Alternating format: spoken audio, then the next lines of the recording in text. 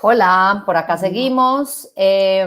Esta siguiente charla será en inglés, entonces haré la presentación de la charla y de las ponentes en inglés. Estamos con la doctora Francesca Zampollo y la doctora Ellen Gonzalez. So this is Thinking Food Systems, the case of Bologna.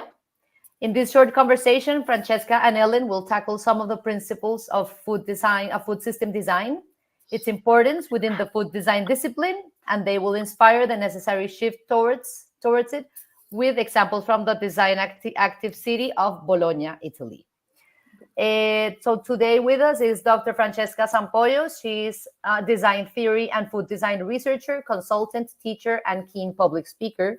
She is the author of the food design thinking methodology, which she brings to companies, schools, and professionals. Francesca is also the founder of the online School of Food Design, the founding editor of the International Journal of Food Design, and she organized the first, second, and third international conferences on food design. Francesca earned a PhD in design theory applied to food design in 2014.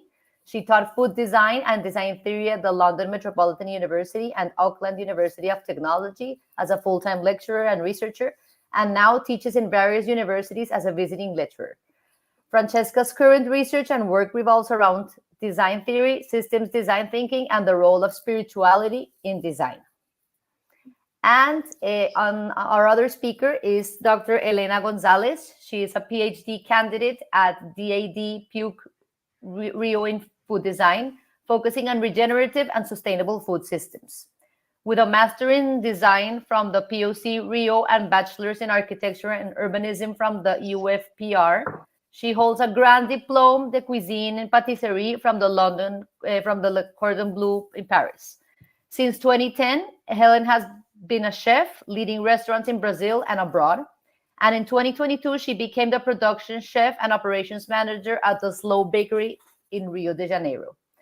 Helen is a member of the Junta Local community with Me Confeitaria artisanal pastry since 2016 and a gastronomic consultant with Planta Gastronomía since 2020.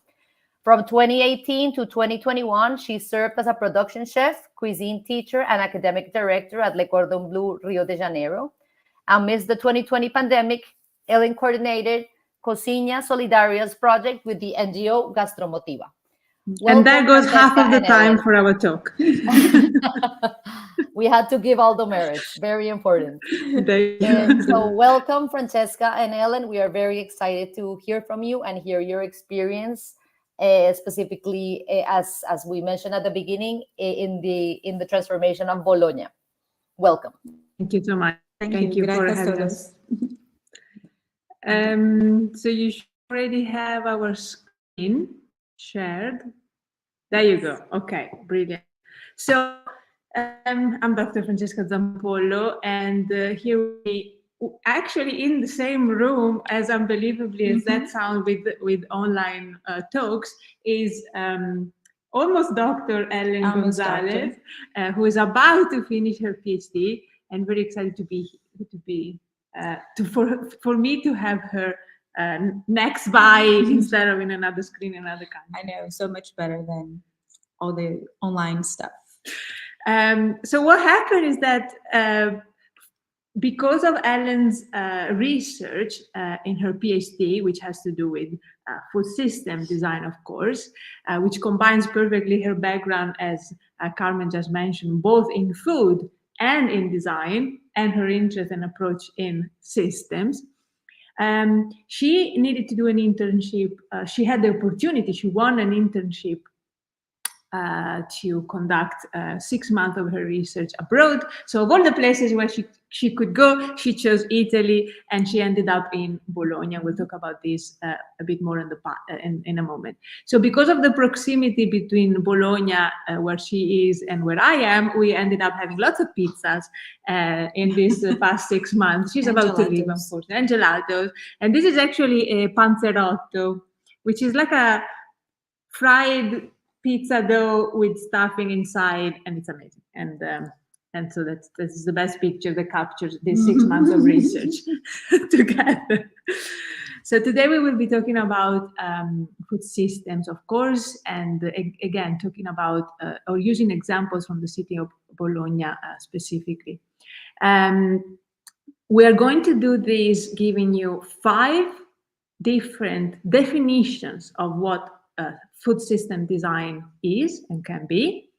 And we're going to do this walking you through 3 different perspectives to look at them, and various examples from the city of Bologna to end up in the framework that actually Ellen is working on and is proposing to the world of academia and research in this topic.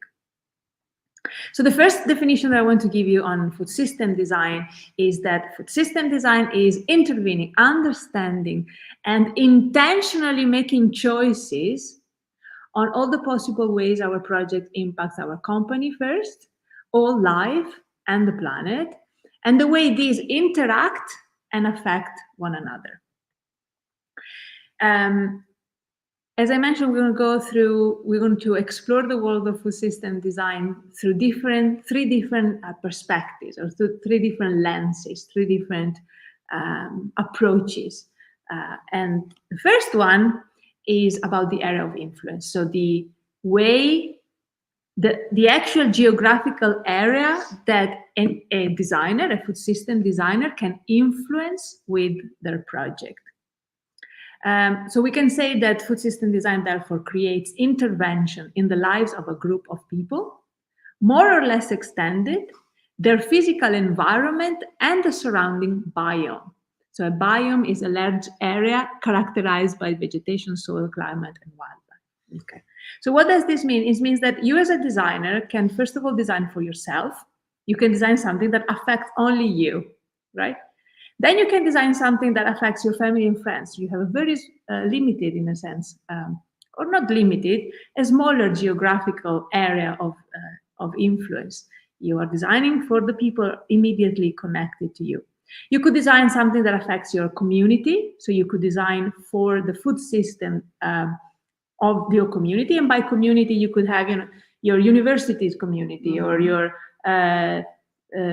soccer team's community. It can be more or less extended, but it's a certain group of people that you can define in whatever way. You can design something that affects your whole city. You can design something that affects your whole region, something that affects your whole nation. You could design something that affects your own continent, or the whole planet, and maybe we can also design for interplanetary systems. Okay, so you can, as a food designer, consciously making choices on where you want to affect, on the effect of the food system you're intervening on. So the first example I'm bringing from Bologna is it's properly defined within the circles that Francesca was just presenting.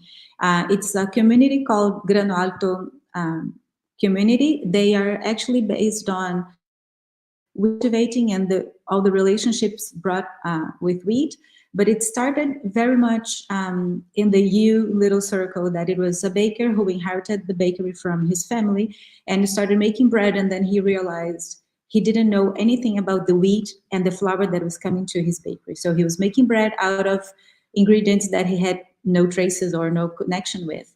And then he decided connecting with his whole community. So it's a bigger community of then more bakers, and then farmers that were planting wheat and other grains and cereals and other vegetables.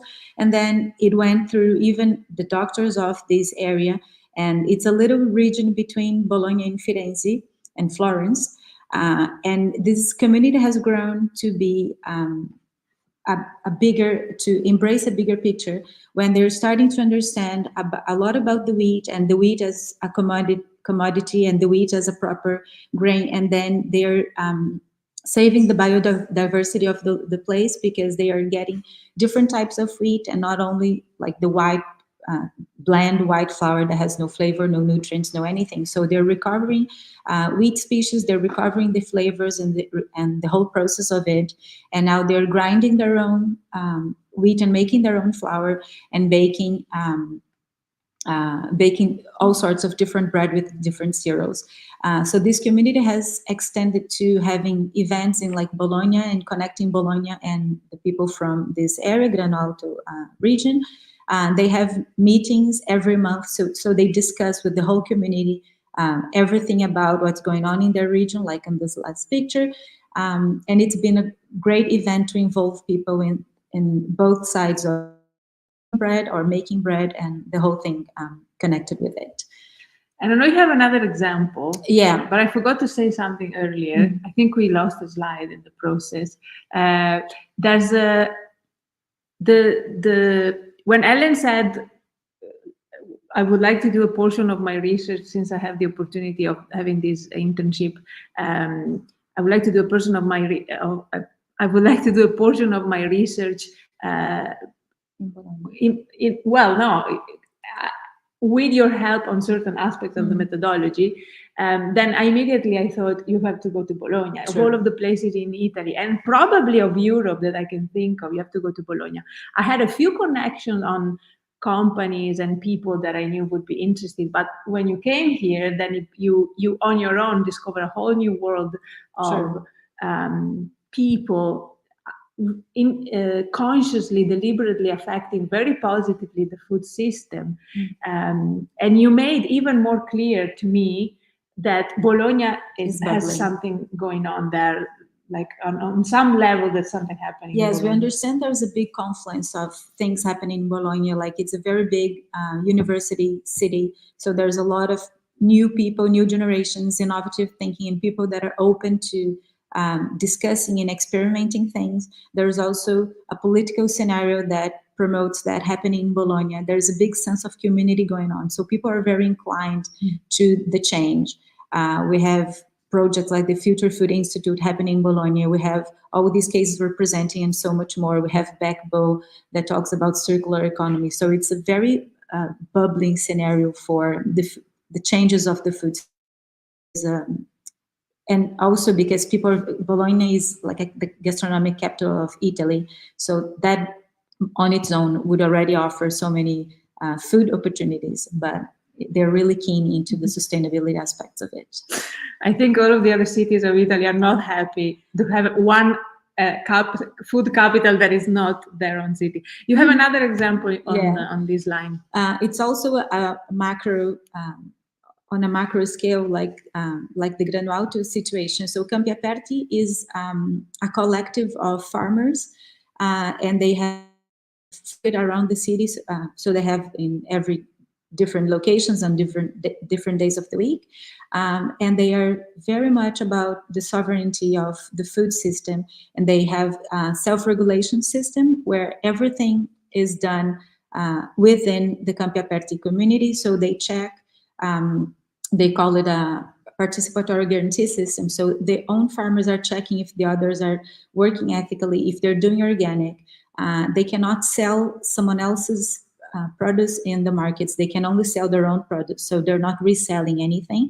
I mean, only if it's like a neighborhood relationship, but they're not just buying from whatever supplier and reselling. So this is something very important in these markets.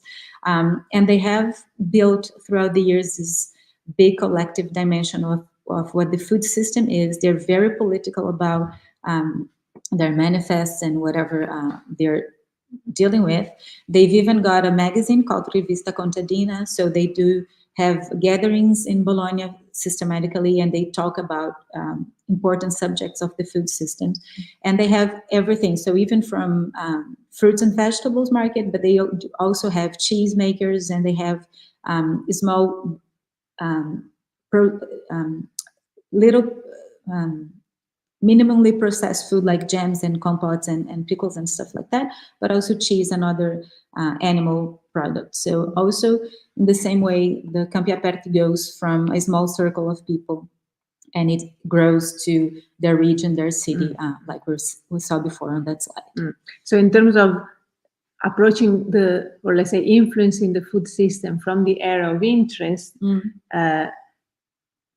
people who are doing this type of design, even if they wouldn't dare calling themselves food designers or food system designers, are intervening into the community, the city, the region, probably. Yes. Right.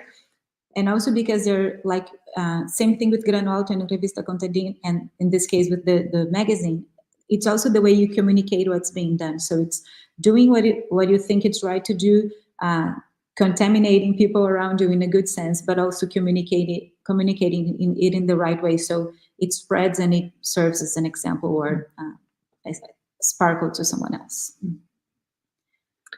Okay, so the second, let's say, lens or approach that we can take when considering food systems or intervening in a food system is that of the context of food and products life cycle.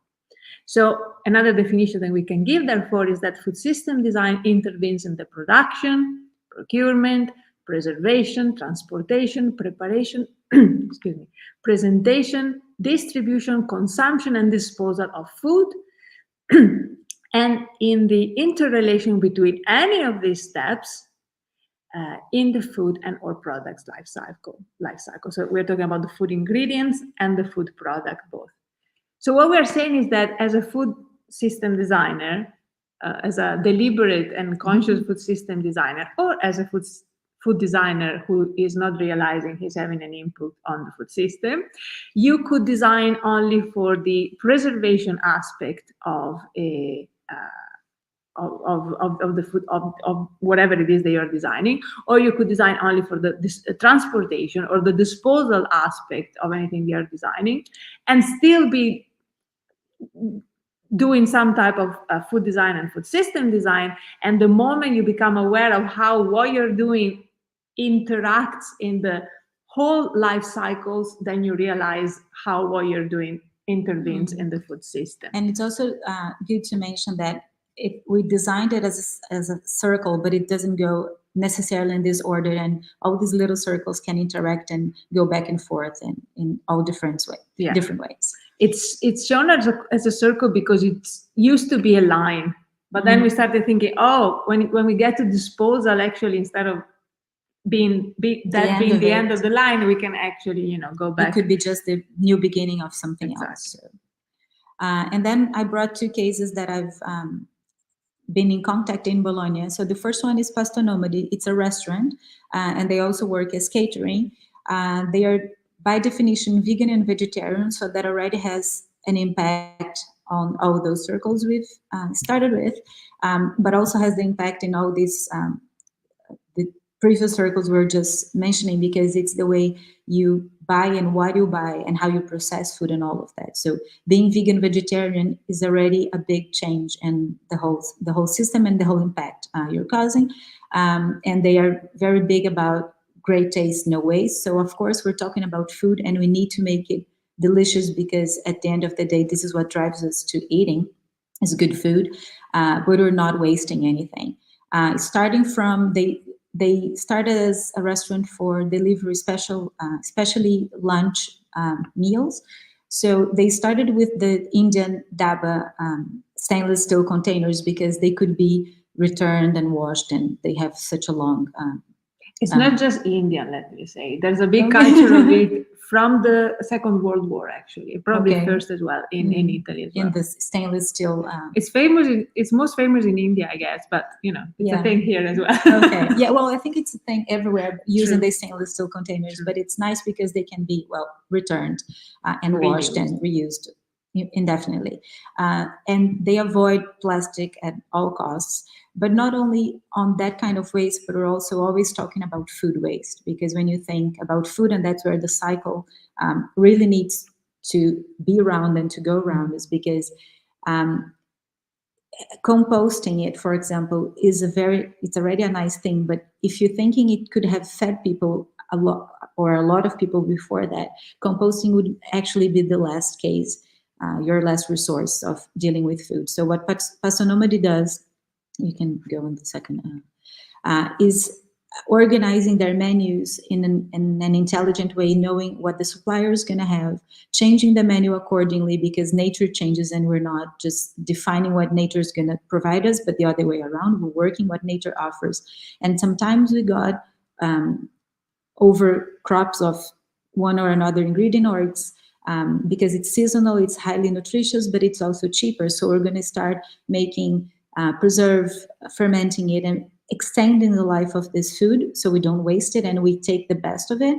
And also in all sorts of resources. So we're trying to do compost, separating waste, using better containers that have a longer life cycle. And then instead of using like cling film that's commonly used in the kitchen, we hold the containers with rubber bands that we're taking from our asparagus bunches. So everything has a meaning and everything is connected one thing with the other.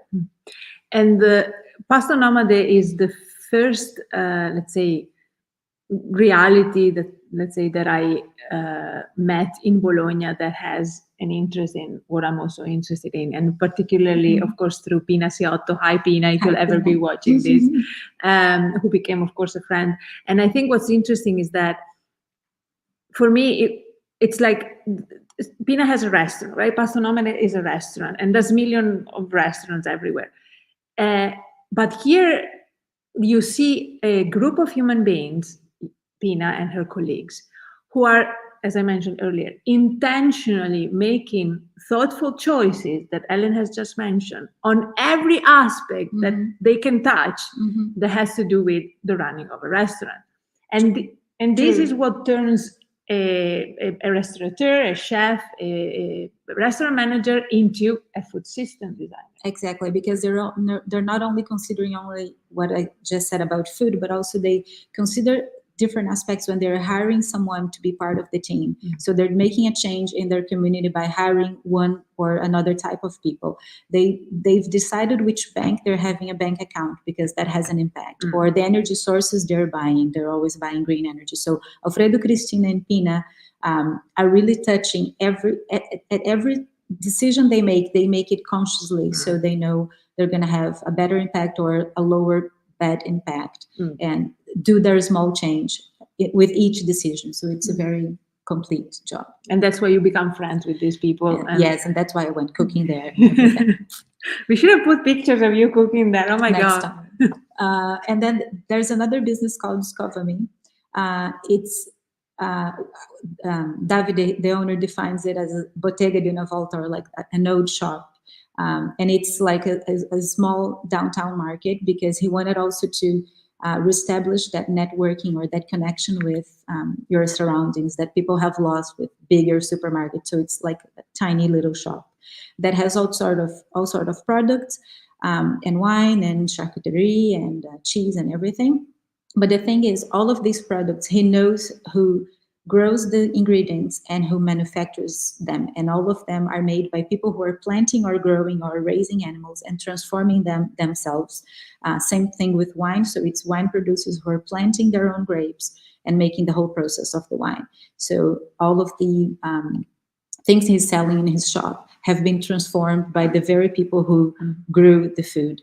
And that also obviously has a big impact, because you develop a very different relationship when you know the person who has produced your food, even when you're gonna have a second thought in wasting it, because it's like throwing a gift from a friend in the bin, or like you're not going to do that mindlessly. You're going to think about it because there's someone who has put so much effort in that.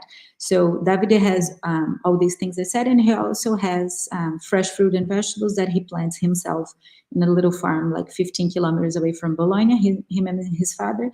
And he supplies local restaurants with also a very close contact with the restaurant. So he sends them the list and says, I've got this and that, whatever you want. And then he brings, or that's brought into Bologna from such a close distance. So the whole cycle is also again thought on logistics, on how the whole chain is being conducted and produced. So you get the best and freshest food possible with the most ethical background to them. I feel like we should explain what this type of bread is. Oh, please. For people who don't. Go for it. No, Italian. you go, you're the chef. No, they're typical bread from Bologna, and like a flat bread. Yeah, and it has a little stamping on it. A little you can see from the picture, but it has like a mandala or flowery pattern from the grill that you press to cook it, and you'd find it in to me, very special places in Bologna would have it. And it's called I don't know the name. Tigella, if I'm not mistaken. Okay, I don't know. I didn't know the Nice. name. All right. There you go. And you usually have it with very hot with cheese and cured just in case you're curious. I don't know. It's lunchtime and I'm hungry.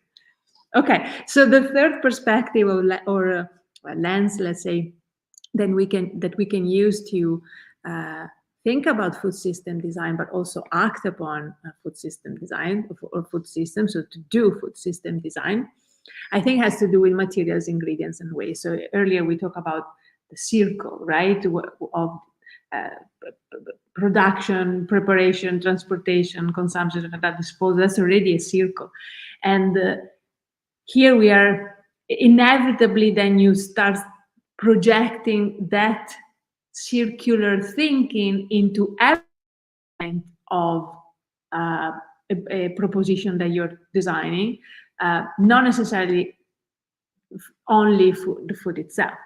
So here we could say that food design, and therefore food system design, can influence the acquisition, circulation, use, manipulation, and disposal of materials, ingredients, and components of food products, for food products, and all elements of the food system. Which means that if I'm designing, the simplest example, the packaging of a food product, my thinking and influencing the acquisition, circulation, use, of the material of the packaging for itself, for example, and the elements of the food packaging is me intervening in the food system, of course. So also when we are talking about non-edible component of whatever you're designing, for example, a food product, you're still intervening into the food system, of course.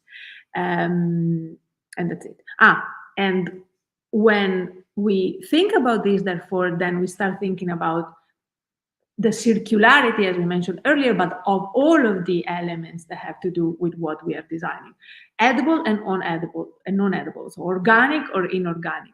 So this here is the food economy model that I've put together. It's heavily based on the circular economy model from the Ellen MacArthur Foundation, but I've added a few things, especially visually, to make it a more visually immediate for us operating in the food world. And we can spend hours talking about this and me explaining this, but for now, what I think it's important to think about here is that when we design something in the past, I don't know, few decades, we have started thinking, and more now as we move forward, luckily, about the consequences of the product when it's done. So we're starting thinking about disposal. Okay, so how do I best dispose of this, whatever it is, organic or not, edible or not, once it's used? So what do I do with food waste? What do I do with kitchen waste? What do I do with packaging waste, etc.? Brilliant. What this shows us is that as designers, we can actually start thinking about the consequences of our choices from what materials we actually choose in the first place to design with. So what material do we choose? Where do they come from? Who made them?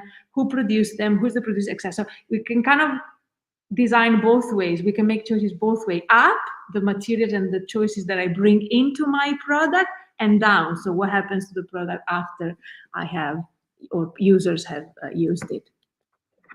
So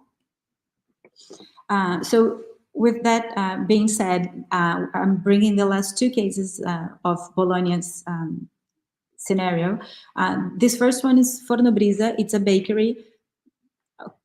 It's chance that we're talking about bread so many times, but also not chance considering wheat is one of the four foods we eat the most. So it's not especially in Italy. Yes, well, yeah, especially in Italy. But Forno Brisa, they say themselves they're much more than a bakery because they're working with bread, but they also grow syrup. They make bread, pizza, and all of that, but they also produce chocolate, like from bean to bar. They toast and roast specialty coffee, and they work with natural wine. So they are also very much involved not only in the small circle that a bakery could do, but always expanding their views. And they can also, this context can also be seen in the way they choose packaging, like we're just talking now, and how much printing is going to be in the package, or what kind of ink and stuff like that, and how much that also affects the end of this product cycle. So the first picture, it's the flour they make themselves, and then they've got many different ways to deal with the bread. So starting from the flour they're using, so they're producing their own or buying proper ethical flour, and then they're making bread. But then what happens to next day bread? They sell it with a discounted price, or they make it, transform it into bread flour, or they can, now it's a new thing they're just launching, they're making beer out of leftover bread. So there's always the thought of a cycle being completed in a way that you're not going to waste any type of food or any part of it. But not just the ways, as you mentioned, also where the ingredients come from, they make their own flour. Exactly. Or they buy from people they know, and people that are growing it the way they think it's appropriate. Same thing with chocolate. So they're importing it from mostly South America, but in nice places that produce coffee and chocolate, because they're very similar in this sense. All the coffee we drink comes from tropical countries, and there's so many issues around coffee and chocolate, with slavery and all sorts of ethical stuff. They also broadcast these things, these actions they're doing in their packaging.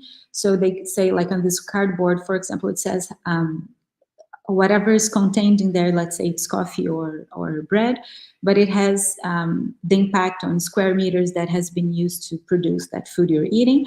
And also in their entire process of not wasting food, because it's such high quality. So they're making traditional pain au chocolat with very buttery dough, and the ends of it could be wasted, but they put them all together in like a circle mode, and they make a specialty that's only sold in their factory store, that they say it's brutti ma buoni, so it's ugly, but it's so good, so good. It's the last picture here, right? Yes, it's Ritagli Dolce is made of sweet scrap. So you're going to find special products that are designed for full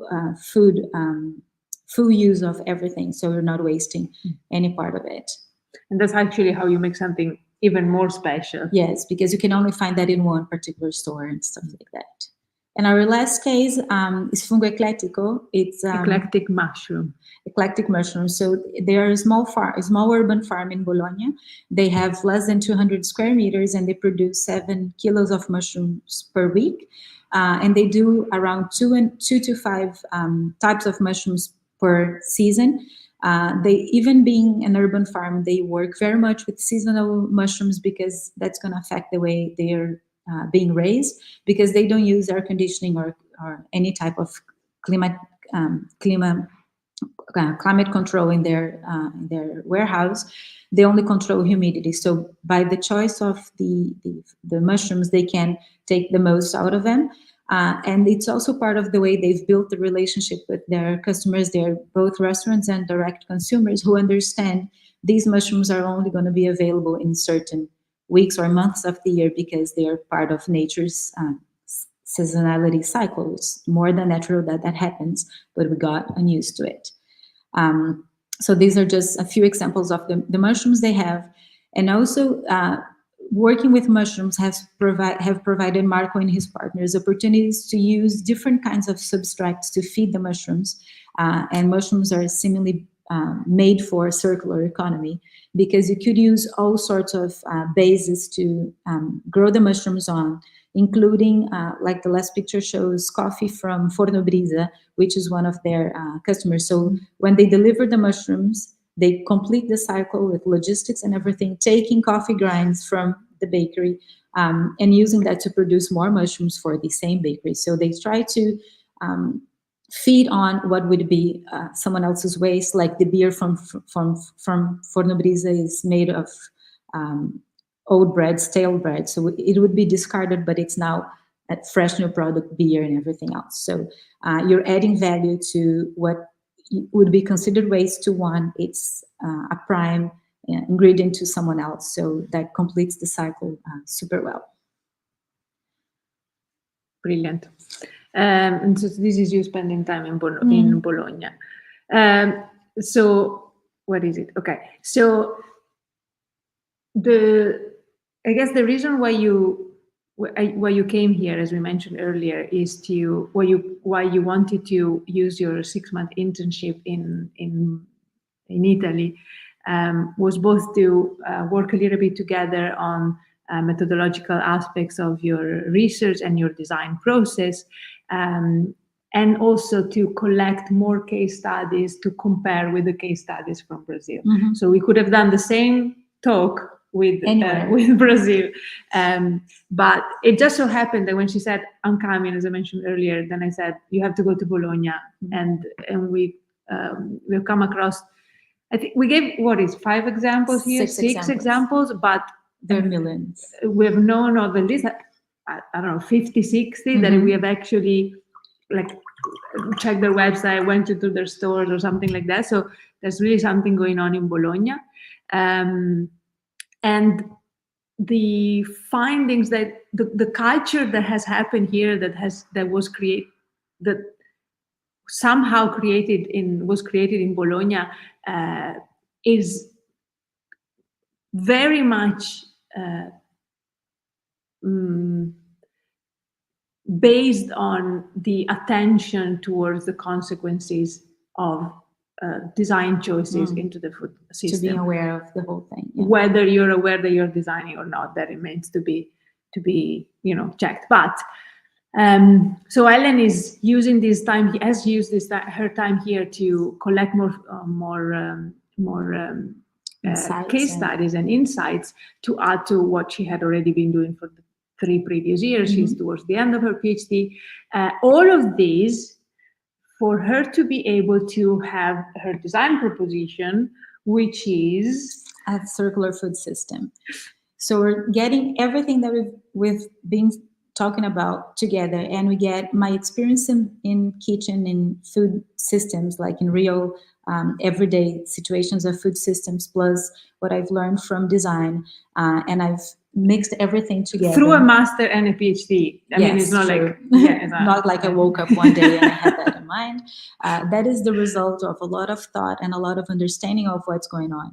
So has become very clear to me that we need to think, obviously, in a circular way, because, as we mentioned before, there's no linear process when you're talking about food and resources, because things will eventually end and go back to nature, where everything comes from. And when we talk about food, even as much technology we advance in lab grown anything, food comes from the land, and that's where everything we're producing goes back to. If it's toxic waste or good reusable produce, we still have to have that in mind, that everything is going back to, and that we're all connected. So at the end of the day, we need all these things working together in whatever order and whatever way they're relating, but we need the society, because we're inserted in and we live in a society, and all of our impact, even if it's from your own little cell of people or group you're interacting with to the bigger picture of it, the whole thing has consequences and influences, and everyone is connected. We need to educate people, because like on the Grano Alto example, the first farm we talked about, we need to make people understand the importance and value of what they're doing. If we're going to change the way a farmer grows, we spoke earlier about manioc, for example. You need to understand that when you make a change, for what's the consequence and what are the effects of these changes, and we need to educate us as consumers and you as consumers on what are the effects of your choices. So being understandable and knowledgeable of what's going on. We need to work with sustainable best practice in the food industry to make this process of valuing and not wasting and making the most out of everything ethically in the best way we can. And there are so many options, and yes, they do require effort and they do require thinking, but it's well worth it, because it's our own ecosystem, our own world, if we consider the planet our house. We need systems and ways of managing all of these things, and obviously making them financially possible, because at the end of the day, we need to pay our bills, and we need to pay people who work with us and all of that. And we need to buy food. We need technology, and that for kitchen is as basic as fire to cook things to most well-developed nano super futuristic technology on 3D printing and stuff like that. But we have to take that technology on our side to help us getting better on everything and more efficient and more with better results that we're doing. And obviously the territory, the land, and we're not only talking about territory as the places where we're stepping and living on, but also what comes with the territory. That's always very talked about, terroir in wine or coffee or cheese making, but it's also part of each and every food aspect that is going to be different, because seasonality is different from place to place, and depending on where you live, it makes more sense that you eat certain types of food. So everything is connected to the place you're inserted in. So all of that makes up for what I called a circular food system, because they're so dependable and integrated with one another. And so this would be Ellen's proposition of a model to use to design food systems, affect food systems deliberately and consciously, or reflect upon food systems. And definitely this can also be used as a tool, therefore. This is your model that is sustaining your actual design proposition as part of your research, which is, and I think this is, in my opinion, the strongest point of what you're doing, which is that what you're doing is extremely practical as a series of tools to be used in the kitchen. In restaurant operations, yeah. From anybody who works in a kitchen, regardless of their amount of understanding, knowledge, cultural background, and all of that. Exactly. So, but for that you have to wait for next year and for another talk. coming up after March, the results of all this. That's too early now. So, last, let's say, thing that I want to leave you with is probably, it's another food design system definition, our fifth one for today, and one that I feel kind of brings everything together. So food system design is investigating, understanding, and intentionally making choices, I've mentioned this a few times, on all the possible ways our project impacts our community, people's lives and all life, the planet, and the way these interact with and affect one another. Just to end our conversation, we wanted to leave this for you to think of. It's in Italian because obviously we're here, but it says, and you, which part are you in within this food system we've just been talking about? So you as a consumer, or you as a food designer, or you as someone who deals with food likely 3 times a day at least. Every time you're making your decisions, you have to start thinking and making them consciously, because everything you're eating or you're dealing with the world in the bigger picture. So where do you stand? Thank you. And that's it from us. I think if we have 2 minutes left. Carmen, do you want to come back in? Yeah, I think we have a couple of questions. Thank you, Francesca and Ellen. The talk was amazing, super inspiring to make everybody realize that we are all actors of the food system one way or another. We have a couple of questions. Laura Torres asks, as designers contributing only a small part of a larger system, for example, illustrating images for a packaging, how can we align the ideal viability with the practical viability, especially in contexts where food design systems face significant economic or administrative challenges? Okay, so that's a very interesting question. I have one take on it. You might have another one. Carmen, how much time do we have? So just like time. I would say a minute each. Okay, so I cannot talk for 1 more hour. Okay. Well, how do we align the ideal viability to the practical viability? That's 100% what I do. And to me, it's through a well thought of and well chosen design process. So for example, what my research revolves around is how do designers design? I created this food design thinking process, and that is the answer that I would give. You take up a process that helps you make sure that your ideals are applied into every single practical component of what you're doing. But I would also say that, especially in contexts where food design systems face significant economic and administrative challenges.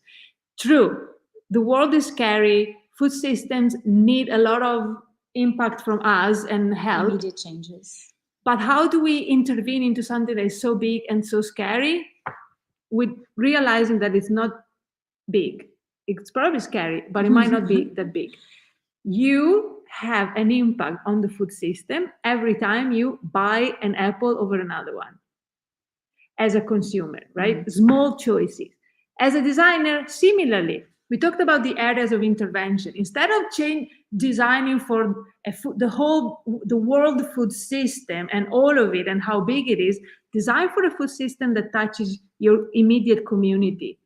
If you make these small changes, which are not from another perspective very small, if you act on that, if you change one aspect, one element of the food system in your own community, that's plenty. That's more than millions of other people are actually doing so. And sometimes it's a matter of designing a packaging or choosing the inks that are going to go in this packaging, or the whole color and material and everything, that, or even the shape, to make it. So you need to break the box to design a good box sometimes, but also because you can change materials and all sorts of new and organic materials are popping up. And sometimes you need to get off this, I need to design the box, but think I need to design a packaging for this. How can this arrive at someone else's in a way that's sustainable or has the least impact? So that would bring you to all sorts of different places if you break from that mindset. Fantastic. Antonio just told me that we have a little bit more time, so I think we have time for another question. Lovely. Okay. First, we have congratulations from Giselle Diaz. She says, fantastic, very thoughtful and inspiring cases. Forno Brisa is an amazing project, especially they got to grow without losing the focus, at least looking it from outside. With the pressure you have inside cuisines, it's very easy to do things the wrong way. Yeah. Thank you so much for your point. And then there's another question. I really want to move to Bologna. Yes, come Giselle. You're going to have the most fun. Also from Giselle, I think it was from somewhere around 20 minutes ago. Yes, a very interesting case. Is this community experimenting with alternative ways of payment as well? I mean, substituting traditional money. Do you remember which? Yeah. I have not seen any cases of this kind of experimental money, even in my cases in Brazil. But what I've seen within communities is, for example, Junta Local that I'm part of. It's a group of small producers. And what happens is that you increase the amount of money circulating when you're buying from within your community. So we don't need to create a new type of money, but just making the money circulate amongst ourselves. And that already is going to have a big impact in the way. And also, if you want to bring this to a bigger picture, as Francesca was just saying, every time you buy an apple, you can choose, or when you open a bank account, you can choose the way or how you choose how to invest your money. If you're going to give it to big restaurant chains and all of that, or to a small business local, that's going to have a huge impact in the way the local economy and the way your community is going to grow. So maybe we don't need a different type of money. We just need to apply it consciously. Yeah.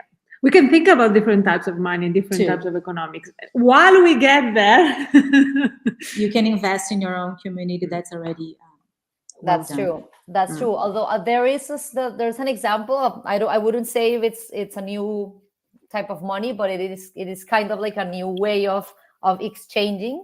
It was created by one of the main founders of the social gastronomy movement, the Fundación de Gastronomía Social en Chile, and they have a festival, and they have also an academy, the Ñam Academy, and you can access the Ñam Academy to learn basic knowledge building activities and knowledge building links And if you access a class, for example, on how to be a bartender, for example, you gain, once you take the class, which you can take for free for the first time, you gain like ñamis, which is like their Right. currency. And then when you take another class, you gain more. And then as you accumulate those ñamis, you can use them to go like further up in the educational system regarding gastronomy and restaurateuring. So that's It's like a another- knowledge credit. Yes. Mhm. Very interesting. Fantastic. Any Well, more? it was great to have you guys. I think the talk was very, very enjoyable for everybody, and we will see you soon, hopefully. Thank you. all. Goodbye. Thank you. Have Bye. a good Gracias. rest of the day. Bye. Adios. Adios.